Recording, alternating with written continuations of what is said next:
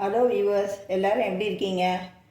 இன்றைக்கி நம்ம கொத்தமல்லி அதாவது கொரியாண்டர் சப்பாத்தி எப்படி பண்ணுறதுன்றதை பார்க்கலாம். இது கொரியாண்டர் நம்மளுக்கு ஹெல்த்துக்கு ரொம்ப நல்லது. இருந்தாலும் நம்ம ஒரே மாதிரியே ஒரு பிளெயின் சப்பாத்தி பண்ணி போர் அடிக்கிறதால நம்ம டிஃப்ரெண்ட் டைப் கொரியாண்டரை வச்சு ஒரு சப்பாத்தி பண்ண போகிறோம். இதுக்கு தேவையான பொருட்கள், நான் கொத்தமல்லி ஒரு கட்டு எடுத்து அதை நல்லா அலசி அதை சுத்தம் பண்ணி வச்சுருக்கேன். அதுக்கப்புறம் ஒரு ஸ்பூன் மிளகா பொடி எடுத்துட்டுருக்கேன்.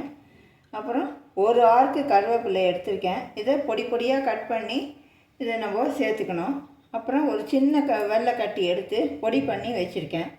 கொஞ்சம் பெருங்காயம் ஜீரண சக்திக்கு, உப்பு ஒரு 2 ஸ்பூன், கொஞ்சம் புளிச்ச தயிர் 2 ஸ்பூனு, ஒரு 4 ஸ்பூன் எண்ணெய் மாவில் குத்தி நம்ம பிசியணும்.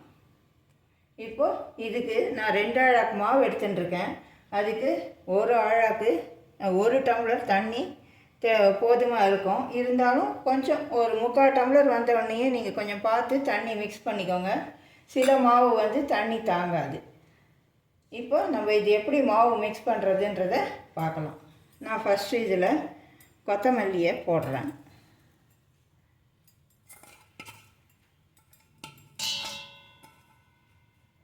இப்போ இதுவும் கூட இந்த மிளகா பொடியை போட்டிருக்கேன், சேர்த்துக்கிறேன். இப்போ இந்த வெல்லத்தையும் நான் இதுவும் கூட சேர்த்து போட்டுக்கிறேன். இப்போ இந்த கருவேப்பிலையை நான் கையாலேயே சின்ன சின்னதாக கிள்ளி நான் இதில் சேர்த்துக்கிறேன். நம்ம கத்தியிலையும் கட் பண்ணி போட்டுக்கலாம். இப்போ இது கூட கொஞ்சம் பெருங்காயம் ஜீரண சக்திக்கு தான் நம்ம எல்லா பொருட்களோடையும் சேர்க்குறோம். கூட பெருங்காயத்தை நம்ம மிக்ஸ் பண்ணலாம். இது ஜீரண சக்திக்கு நம்மளுக்கு ரொம்ப நல்லது. அதனால தான் கொஞ்சம் பெருங்காயம் நான் சேர்த்துட்டுருக்கேன்.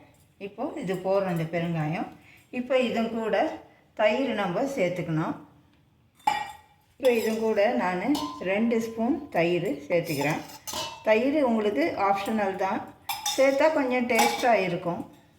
இப்போ இதுவும் கூட ஒரு 4 ஸ்பூன் எண்ணெய் நான் இதில் சேர்க்குறேன்.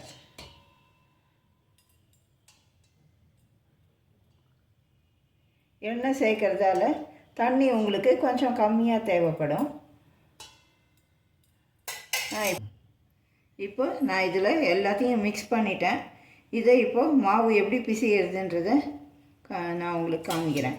மாவு பிசைகிறது எல்லாருக்கும் தெரியும். நான் இது மொத்தமாக பிசைஞ்சிட்டு உங்களுக்கு இந்த மாவை காட்டுறேன்.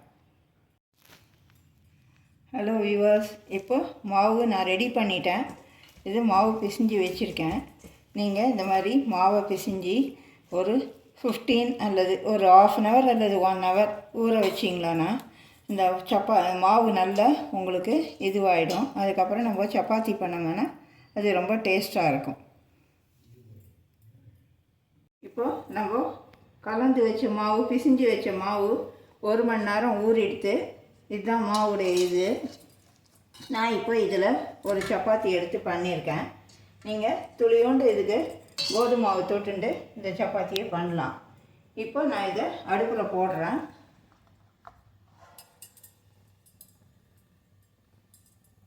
முதல்ல நம்ம இது கொஞ்சம் ஆனதுக்கு அப்புறமா நம்ம எண்ணெயோ நெய்யோ குத்திக்கலாம். நம்மளுக்கு எது விருப்பமோ அது நீங்கள் குத்திக்கலாம்.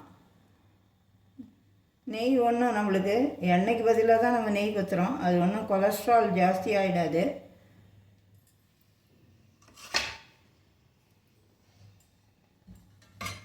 இது கொஞ்சம் லேசாக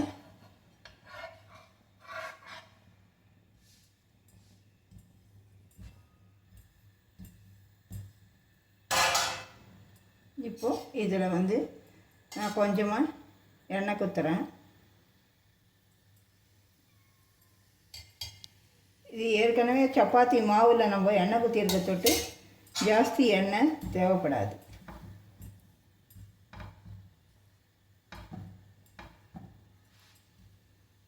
இப்போ இது உப்பி வருது.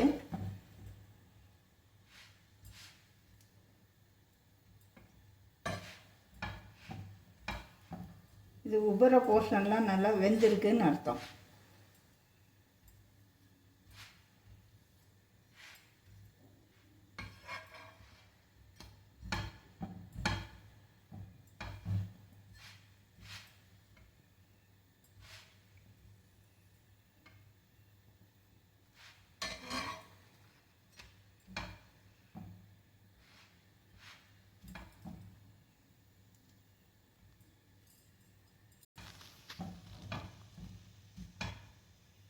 இப்போது இந்த சப்பாத்தி வெந்தெடுத்து நான் இதை திருப்பி போடுறேன்.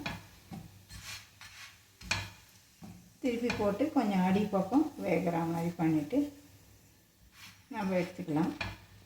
இப்போ இது மேலே வாசனைக்கு துளி கொண்டு நெய்யை தடவினமான ரொம்ப அல்டிமேட்டாக Rajasthan style coriander chapati, spicy chapati ready.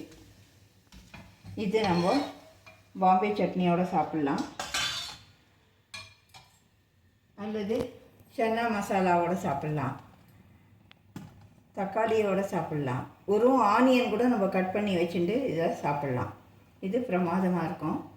நீங்கள் இதை பண்ணி பார்த்துட்டு டேஸ்ட் பண்ணிவிட்டு எனக்கு கமெண்ட்டில் சொல்லுங்கள்.